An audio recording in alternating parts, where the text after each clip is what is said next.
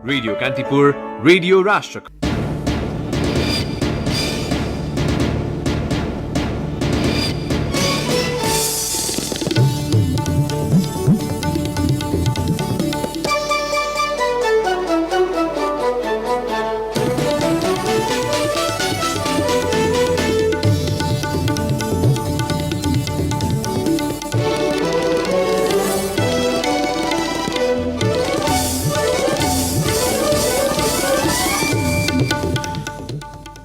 ललिता निवास जग्गा प्रकरणका महत्त्वपूर्ण 3 फाइल अध्ययनका लागि झिकाउन सर्वोच्च अदालतको आदेश। राजनीतिक प्रतिशोध साध्न प्रधानमन्त्रीकै योजनामा मुद्दा अघि बढाउन खोजिएको दाहाल नेपाल पक्षको आशंका।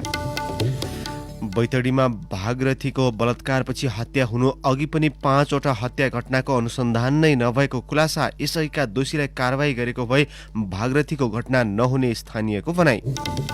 अर्थ मन्त्रालयले बहुवर्षीय ठेक्का रोकेपछि पासपोर्ट र नोट नछाप्ने सामान्य खालको सेक्युरिटी प्रेस खरिद गर्ने सञ्चार मन्त्रालयको तयारी। खरिदका लागि बोलपत्र आह्वान। चीनमा उइगुर मुस्लिम समुदायमाथि नरसंहार भइरहेको अध्ययन प्रतिवेदनको दाबी। उइगुर मुस्लिमका लागि बनाइएको सुधार केन्द्रमा महिलाहरूको केन्द्रमा गर्भपतन समेत हुने गरेको भनाइ। र रियल मड्रिड स्पेनिस ला लिगा फुटबलको दोस्रो स्थानमा उक्लियो। गेटाफेलाई हराएको सोसिडाड शीर्ष 5 मा पर्न सफल। नमस्कार, कान्तिपुर डायरीका साथमा दिवा र म अनिल। समाचार अब विस्तारमा। सर्वोच्च अदालतले ललिता निवास जग्गा अनियमितता प्रकरणसँग सम्बन्धित 3 महत्वपूर्ण फाइल अध्ययनका लागि झिकाउने आदेश गरेको छ। पूर्व प्रधानमन्त्रीहरू माधव कुमार नेपाल र बाबुराम भट्टराईमाथि पनि मुद्दा चलाउनु पर्ने माग दाबी दर्ता गर्दै भएको निवेदनमा सुनवाई गर्दै सर्वोच्चले अख्तियार दुरूपयोग अनुसन्धान आयोगले विशेष अदालतमा दर्ता गरेको आरोप पत्र तथा 2066, 67 र 69 सालमा मन्त्री परिषदले गरेका निर्णय झिकाउने आदेश गरेको हो। सरकारले अधिग्रहण गरिसकेको जग्गा भूमाफियासँगको मिलेमतोमा व्यक्तिका नाममा दर्ता गरेको आरोपमा अख्तियारले गत वर्ष माघमा 175 जना विरुद्ध भ्रष्टाचार मुद्दा दायर गरेको थियो। तर मन्त्री परिषद बैठकको आडमा सरकारी जग्गा व्यक्तिको नाममा दर्ता गर्दा पनि तत्कालीन प्रधानमन्त्रीहरू नेपाल र भट्टराईलाई मुद्दा नचलाइएको भन्दै वरिष्ठ अधिवक्ता बालकृष्ण न्यौपानेले सर्वोच्चमा मुद्दा हाल्नु भएको हो। अख्तियारलाई विपक्षी बनाइएको सो मुद्दामा आइतबार सुनवाई गरेपछि कागजात मगाउने आदेश भएको हो। न्यायाधीशहरू आनन्द मोहन भट्टराई र हरि फुयालले गरेको आदेशको बेहोरा भने सार्वजनिक भएको छैन। मन्त्री परिषदका सबै निर्णय नीतिगत हुन नसक्ने भन्दै वरिष्ठ अधिवक्ता न्यौपानेले तत्कालीन प्रधानमन्त्रीहरूमाथि पनि छानबिन गरी संलग्न देखिए भ्रष्टाचार मुद्दा दायर गर्न अख्तियारका नाममा आदेश जारी हुनुपर्ने माग गर्नुभएको छ। उहाँले ललिता निवासको जग्गा प्रकरणमा प्रधानमन्त्री निवास विस्तार र पशुपति टिकिन्छा गुठीको विषय निर्वाचनका क्रममा राजनैतिक योजना नबनेकाले नीतिगत हुन नसक्ने दावी गर्नुभएको छ। उहाँले नेकपाका महासचिव विष्णु पौडेलका छोरा नवीन पौडेललाई प्रतिवादी नबनाएकोमा पनि प्रश्न उठाइएको छ। आपराधिक कर्मबाट प्राप्त भएको सम्पत्ति फिर्ता गरेकै कारण भ्रष्टाचार मुद्दाबाट उन्मुक्ति हुन नहुने भन्दै उहाँले त्यसबारे पनि व्याख्याको माग गर्नुभएको छ। उहाँले रिटमा अख्तियार, महान्यायाधिवक्ता कार्यालय, विशेष अदालत र तत्कालीन प्रधानमन्त्रीद्वय नेपाल र भट्टराईलाई पनि विपक्षी बनाउनु भएको छ। नेकपाको नेपाल पक्षधर र जनता समाजवादीका नेता भट्टराई ललिता निवास जग्गा प्रकरणमा आफूहरूलाई मुच्नु प्रधानमन्त्री केपी शर्मा ओलीको राजनीतिक हतियार भनी आरोप लगाउनु भएको छ।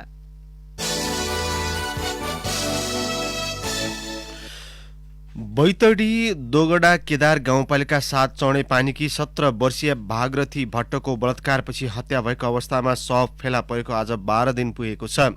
प्रहरीका उच्च अधिकारीहरूले आफै घटनास्थलमा अनुसन्धान गरिरहे पनि अहिलेसम्म संलग्न कसैको पहिचान भएको छैन।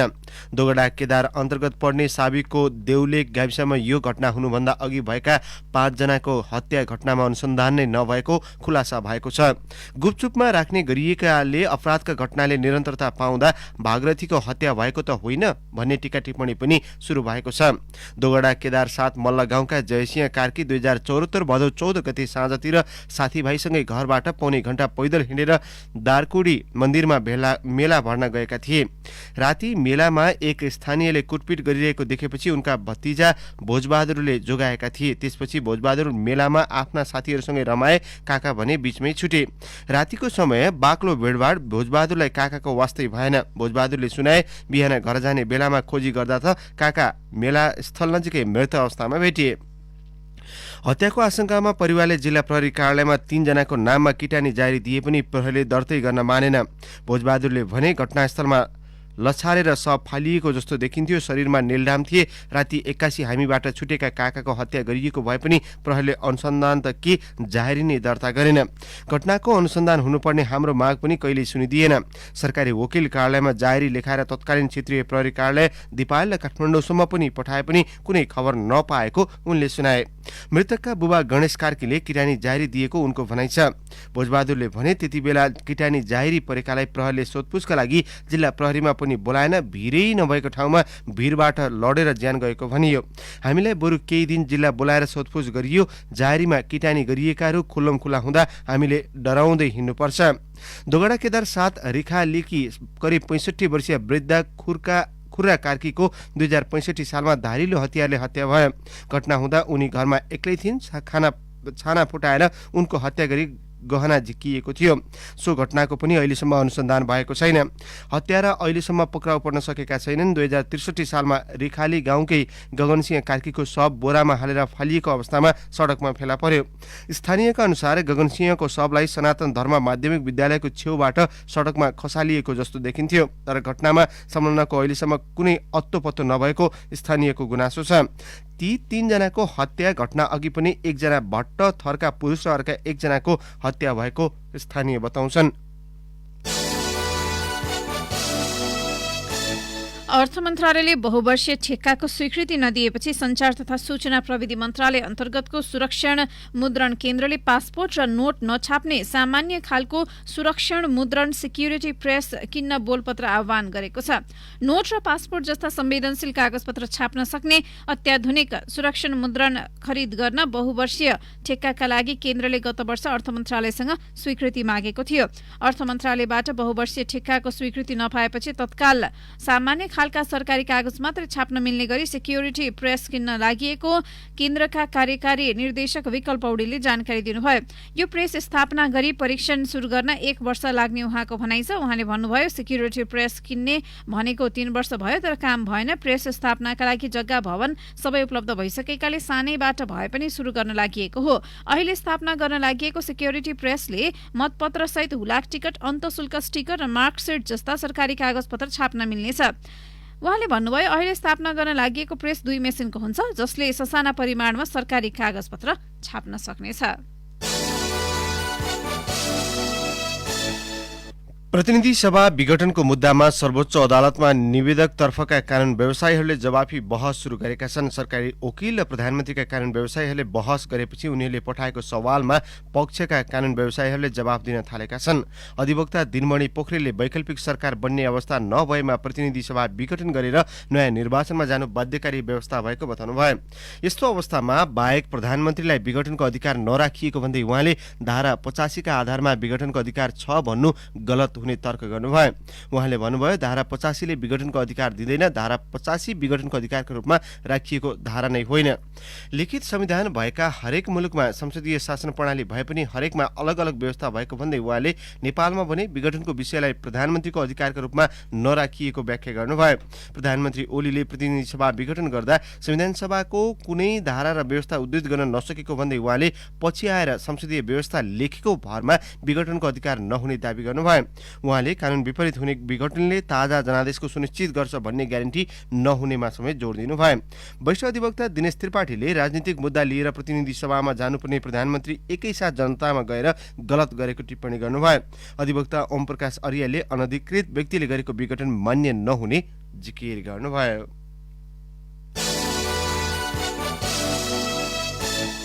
उप प्रधानमन्त्री ईश्वर पोखरेलले कर्पोरेट मिडिया हाउसले आधा अपराधपूर्ण समाचार सम्प्रेषण गरेको आरोप लगाउनु भएको छ। नेकपा ओली समूह निकट प्रेस संगठन नेपालको गण्डकी प्रदेश भेलालाई पोखरामा सम्बोधन गर्दै उहाँले कर्पोरेट मिडियालाई दलालको संज्ञा दिनुभएको छ।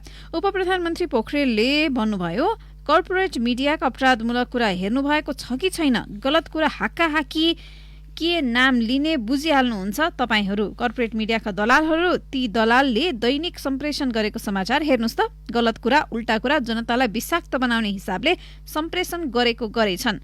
पोखरेलले पत्रकारिता अपराधपूर्ण भएको गम्भीर आक्षेप लगाए पनि कुन सञ्चार संस्था वा कुन समाचारप्रति उहाँको आरोप हो भन्ने खुलाउनु भएन। उहाँले समग्र पत्रकारितालाई नै सामान्यकरण गर्दै आफू निकट पत्रकारहरू सामु आरोप लगाउनु भएको हो। उपप्रधानमन्त्री पोखरेलले केपी शर्मा ओली नेतृत्वको नेकपा नै आधिकारिक भएको दावी गर्दै सूर्य चिन्ह अन्तर नजाने दावी गर्नुभएको छ। उहाँले भन्नुभयो, हामी वैशाखमै चुनाव गराउनुपर्छ भनेर तयारीमा लागेका छौं। अर्को पक्ष चुनाव गराउनु हुँदैन भनेर निर्वाचन आयोगमा दबाब दिन गएको छ। जनताको ताजा जनादेशमा जाने कसरी अलोकतान्त्रिक हुन्छ। उहाँले पत्रकारले पेशा र विचार सँगसँगै लैजानु पर्नेमा जोड दिनुभएको छ। गत असोजतिर मरेका गैंडा भेटिएका खबर दिनहुँ जसो सञ्चार माध्यममा छाउन थालेपछि वन तथा वातावरण मन्त्रालयका सचिव विश्वनाथ ओली समस्या बुझ्न आफै चितवन निकुञ्ज पुग्नुभयो। सचिव ओली नै उपसचिव अणनाथ बराललाई गत साउनमा चितवन निकुञ्जको प्रमुख संरक्षण अधिकृत बनाएर पठाउनु भएको थियो। गैंडा संरक्षणमा निकुञ्ज नेतृत्व चुकेको त होइन भन्नेबारे मन्त्रालयमा वरिष्ठ अधिकारीहरूबीच छलफलपछि समस्याको चुरो बुझ्न सचिव आफै फिल्डमा जानुभएको हो। ओली चितवन जानुअघि निकुञ्ज विभागका तत्कालीन महानिर्देशक पेम नारायण कौडेलले पनि स्थलगत अध्ययन गरेर फर्किनु भयो। समस्या विकराल बन्ने सम्भावना आकलन गर्दै उहाँले उच्च सतर्कता अपनाउन निर्देशन दिनुभयो। गत कार्तिकसम्ममा निकुञ्जका विभिन्न भागमा शिकारीबाट 4वटा गैंडा मारिसकेको पुष्टि भएको थियो।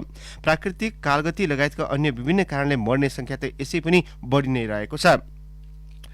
स्थलगत अध्ययन र स्थानीयसँगको छलफलपछि गैंडा मार्न तस्करको समूह सलबलाएको निष्कर्ष निकालिएको छ। नियन्त्रण कसरी गर्ने भन्ने बारे मन्त्रालयले कार्तिक अन्तिम साता सबै सुरक्षा निकायसँग छलफल गरेर निर्णय गर्यो।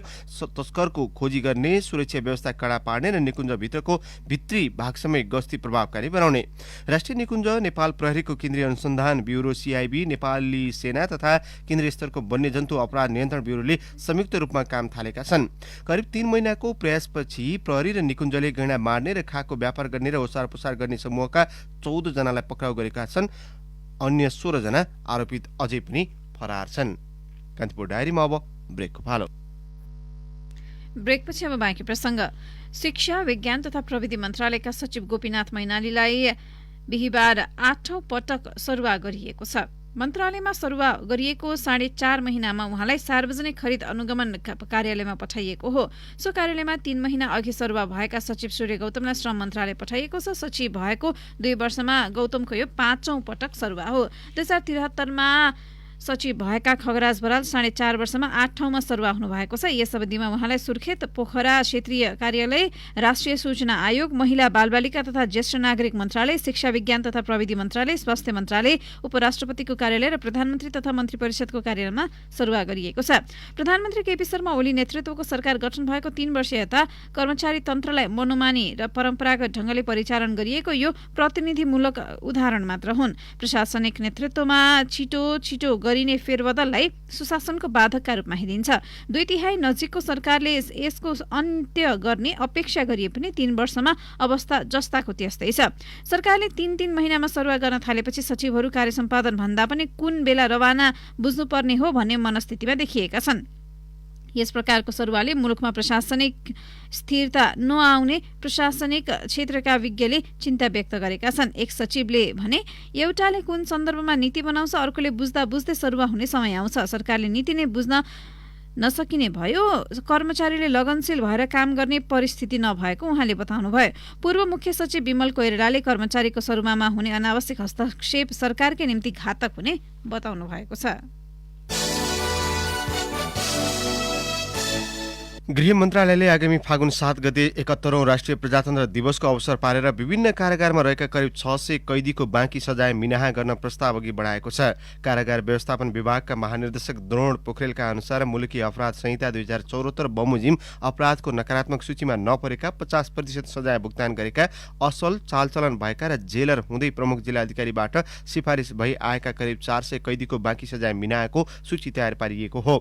यस्तै 2074 अघिको कानून अनुसार करिब 200 को कैद मिनाहाका लागि प्रस्ताव गरिएको छ। कांग्रेस सभापति शेरबहादुर देउवाले पार्टीको केन्द्रीय कार्य समितिको बैठक आगामी बुधबारका लागि बोलाउनु भएको छ। केन्द्रीय महाधिवेशनको पूर्व निर्धारित मितिको 2 दिन अघि देउवाले बैठक बोलाउनु भएको हो। 2076 पुस 11 गतेको केन्द्रीय कार्य समितिको बैठकले पुस 7 देखि 10 मा केन्द्रीय महाधिवेशन हुने तालिका ल्याएको थियो। वरिष्ठ नेता रामचन्द्र पौडेल पक्षले जिल्ला सभापतिहरूको भेला बोलाएकै दिनमा देउवाले केन्द्रीय कार्य समितिको बैठक डाक्नु भएको हो। महाधिवेशन ढिलाइ हुँदा जोखिम बढ्ने भन्दै पौडेल पक्षले नेतृत्वलाई दबाब दिन हिजो पौडेल पक्षको बैठकले जिल्ला सभापतिको भेला बोलाएको थियो। पूर्व निर्धारित तालिका अनुसार केन्द्रीय महाधिवेशन र स्थानीय तहका अधिवेशन प्रभावित भइसक्दा समेत कांग्रेसले अर्को मिति तोक्न सकेको छैन। बाँध मर्मतका लागि पानी घटाइएको पोखराको फेवातालबाट माटो झिकिने भएको छ। तालको सतहमा वर्षेनी माटो थुप्रिने क्रम बढ्दा सतहमा असर परेको भन्दै गण्डकी प्रदेशको उद्योग पर्यटन तथा वातावरण मन्त्रालयले हिजो सो निर्णय गरेको हो। चैतभित्रमा माटो झिकिसक्ने निर्णय गरिएको पर्यटन मन्त्री विकास लम्सालले बताउनुभयो। माटो झिक्ने कामको संयोजन मन्त्रालयका वन वातावरण महाशाखाले गर्नेछ। मन्त्री लम्सालले भन्नुभयो, बाँधदेखि गैराको चौतारासम्म माटो झिक्ने तयारी गरेका छौँ। यसका लागि 1.5 करोड रुपियाँ खर्च लाग्ने अनुमान छ। प्रहरीको लागू औषध नियन्त्रण ब्युरोले करिब 13 वर्ष अघिको लागू औषध चरिस कारोबारमा संलग्न रहेको आरोपमा लमजुङका टेकबहादुर राउतलाई पक्राउ गरेको छ। स्रोतका अनुसार काठमाडौँबाट कार्गोमा पार्सल गरी चरिस रुससम्म पुर्याउने गरेको सूचना रुसी प्रहरीले दिएको थियो। राउत मार्फत विदेशमा चरिस कारोबार गर्न रुसबाट मिखाइल शुक्रपात सहितको गिरोहले नेपाल नै आएर सेटिङ गर्ने गरेको खुलेको छ। मिखाइलले 16 वर्ष अघि ठमेलका एक होटलमा बसेर सेटिङ मिलाएका थिए। प्रहरीले मिखाइललाई 2061 जेठ 9 गते 13 केजी चरिस सहित काठमाडौँबाट पक्राउ गरेको थियो। 2063 भदौ 1 गते कारागारबाट छुटेर रुस गएका उनी विमानस्थलबाटै पक्राउ परेका थिए। कान्तिपुर डायरीमा पुनः ब्रेकको पालो। कान्तिपुर डायरीमा अब आर्थिक प्रसङ्ग। कोभिड-19बाट प्रभावित ऋणीले पुनः एकपटकका लागि कर्जाको पुनर्संरचना तथा पुनर्तालिकीकरण गर्न पाउने भएका छन्। सार्वजनिक मौद्रिक नीतिको अर्धवार्षिक समीक्षा मार्फत राष्ट्र ब्याङ्कले हिजो सो व्यवस्था गरेको हो। कोभिड-19 को अवस्था सामान्य भए पनि पर्यटन, होटेल लगायतका केही क्षेत्र अझै लयमा फर्किसकेको छैन। ती क्षेत्रका उद्योगी तथा व्यवसायीको आग्रहमा आउँदो असारसम्मका लागि एकपटकका लागि कर्जाको पुनर्संरचना तथा पुनर्तालिकीकरण गर्न सुविधा दिइएको राष्ट्र ब्याङ्क गभर्नर महाप्रसाद अधिकारीले बताउनुभयो। मौद्रिक नीतिको समीक्षामा भनिएको छ, 2076 पुस मसान्तसम्ममा सक्रिय वर्गमा रहेका कर्जालाई ऋणीले 2078 असार मसान्तभित्रमा लिखित कार्ययोजना पेश गरे। ब्याङ्क तथा वित्तीय संस्थाले सोको विश्लेषण गरी बक्यौता ब्याजको न्यूनतम 5% असल उपर गरी एकपटकका लागि कर्जा पुनर्संरचना तथा पुनर्तालिकीकरण गर्न सक्ने व्यवस्था मिलाइनेछ। यसअघि गत पुससम्म कर्जाको पुनर्संरचना तथा पुनर्तालिकीकरण गर्न पाउने व्यवस्था थियो। अब अन्तर्राष्ट्रिय प्रसङ्ग। चीनमा उइगुर मुस्लिम समुदायमाथि नरसंहार भइरहेको एक अध्ययनले दावी गरेको छ। बेलायतमा रहेका कानून सम्बन्धी विशिष्ट अध्ययन केन्द्र तथा उइगुर मुस्लिम अनुसन्धान संस्थाले प्रकाशन गरेको संयुक्त एक औपचारिक कानूनी विचारपत्रमा अति विश्वसनीय स्रोतलाई उद्धृत गरिएको छ। चीनको उत्तर पश्चिम राज्य सिन्जियाङमा बसोबास गर्ने अल्पसंख्यक उइगुर मुस्लिम समुदाय नै नष्ट गर्ने राज्यले नै उद्देश्य लिएको बेलायत बाट जारी पत्रमा उल्लेख छ। उइगुर मुस्लिमका लागि बनाइएको सुधार केन्द्रमा गर्भवतन महिलाहरूको परिवार नियोजन गर्ने गरिएको छ। सो समुदायका नयाँ पुस्तालाई जबरजस्ती अन्य समुदायकासँग विवाहका लागि राज्यले नै बाध्य पार्ने गरिएको दावी गरिएको हो। कान्तिपुर डायरीमा अब खेल प्रसङ्ग। सुरुमा कान्तिपुर सविस्तार। कान्तिपुर सविस्तार। 9औं राष्ट्रिय खेलकुद प्रतियोगिता अनिश्चित बनेको छ। 2077 सालको फागुनमा पोखरामा प्रतियोगिता गर्ने गरी नेपालगञ्जबाट झण्डा हस्तान्तरण गरिने भनिए पनि कोरोना महामारीका कारण प्रतियोगिताको नयाँ मिति अनिश्चित बनेको हो। यद्यपि राखेप भने आगामी वर्षको मङ्सिर वा फागुनमा प्रतियोगिता सञ्चालन गर्ने तयारी अघि भइरहेको दावी गरेको छ। कोरोना महामारी नभएको भए यति बेला पोखरामा खेलकर्मीको ठूलो जमघट हुने थियो। तर लामो समय कोरोनाले मुलुक नै अस्तव्यस्त भन्दा राष्ट्रिय खेलकुद प्रतियोगिता अन्यलमा परेको छ। संरचनात्मक हिसाबमा पोखरा तयारी अवस्थामा रहे पनि प्रतियोगिताका लागि आवश्यक अन्य तयारी पूरा हुन नसक्दा प्रतियोगिताको भविष्य अनिश्चिततातर्फ धकेलिएको हो। राष्ट्रिय खेलकुद परिषदका सदस्य सचिव रमेश कुमार सिलवाल 2078 सालको मङ्सिर वा फागुनमा प्रतियोगिता गर्ने गरी राखेपले तयारी अगाडि बढाएको बताउँछन्। तयारीको क्रम चाहिँ चालु छ। खालि हामीले यो कोभिड-19 को प्रकोपको कारणले मात्रै नभएको हो। छिटै नै हामी डेट फिक्स गर्दैछौँ। दुईटा मध्ये एउटा फिक्स गर्छौँ होला मङ्सिर या फागुनमा। त्यो डेट फिक्स गरेर हामी चाहिँ यो गेमलाई अगाडि बढाउँछौँ। 2 दिन हामीले चाहिँ यो ओरिएन्टेसन क्लासहरू 15 विषयमा जिल्लाका हाकिम, कोचेजहरू, राष्ट्रिय अन्तर्राष्ट्रिय खेलाडीहरूलाई हामीले कार्यक्रम गरेको छौँ र यसबाट पनि अझ बढी गति आउने मैले आशा गरेको छु। तर युवा तथा खेलकुद मन्त्रालयले भने राखेपले प्रतियोगिताका सम्बन्धमा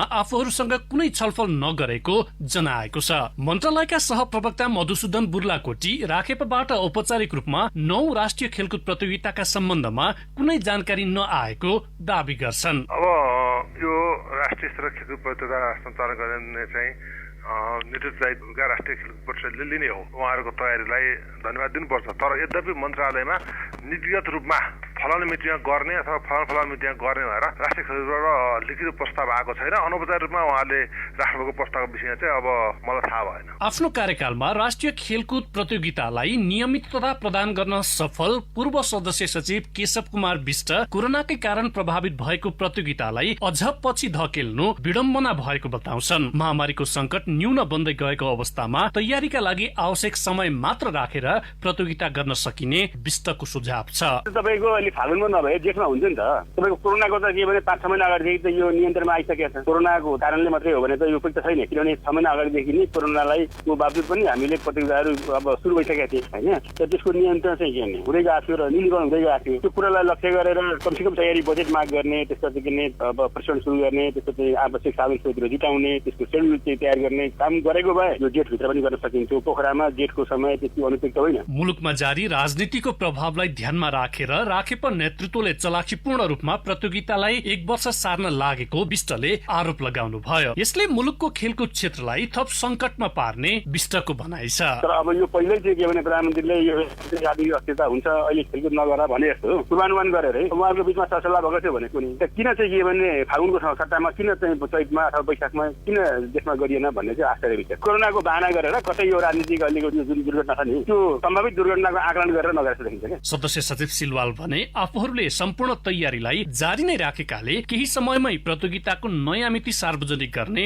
जिकिर गर्छन्। हामीले 3 महिनाको टाइम पिरियड भए पुग्छ हैन। पहिला हामी नोटिस जारी गर्छौँ र पालिका स्तरीय छनौट गर्नुहोस् भन्छौँ। त्यसको 15 दिन पछाडि जिल्ला स्तरीय छनौटको निम्ति हामी कुरा गर्छौँ। जिल्ला छनौट भएपछि 1 महिना टाइममा हामी उहाँहरूलाई कोचिङै दिएर प्रदेश स्तरको गर्छौँ र प्रदेश छनौट भएपछि 1 महिना टाइम न्यूनतम राखेर हामी राष्ट्रिय प्रतियोगिताहरू गर्छौँ। त्यसको निम्ति हामीले टेन्टेटिभ प्लान प्रोग्राम सबै बनाउँछौँ। डेट फिक्स भइसकेपछि त्यही अनुसार यसलाई अगाडि बढाउँछौँ। कोरोना महामारी पछि विश्व नै सामान्य अवस्थामा फर्कन थालेको छ। नेपालमै पनि विभिन्न प्रतियोगिताहरू भइरहेका छन्। तर हजारौं खेलाडीहरूको पर्खाइमा रहेको 9 राष्ट्रिय खेलकुदको अन्यलताले खेलाडीहरूमा निराशा मात्र होइन मुलुकको खेलकुद क्षेत्रले नै अर्को अन्ध्यारो युग झेल्नु पर्ने निश्चित छ।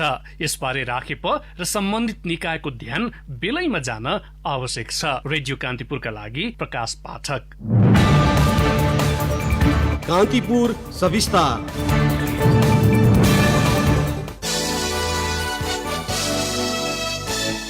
अब खेल प्रसंग। रियल मड्रिड स्पेनिस ला लिगा फुटबलको दोस्रो स्थानमा उक्लिएको छ। 23औं चरणको खेलमा गैराती भ्यालेन्सियालाई 2-0 ले हराउँदै साबिक विजेता रियलले बार्सिलोनालाई पछि पारेको हो। घरेलु मैदानमा रियललाई सहज जितेर करिम बेन्जिमा र टोनी क्रुजले गोल गरे। गेटाफेलाई 1-0 ले हराएको रियल सोसिडाड शीर्ष 5 मा पुगेको छ। 23 खेलबाट 38 अङ्क जोड्दै सोसिडाडले तालिकामा 1 स्थान सुधार गरेको हो। अन्य खेलहरूमा रियल बेटिसले भियारियललाई 2-1 ले तथा ओसासुनाले लेभान्तेलाई 1-0 ले पराजित गरे।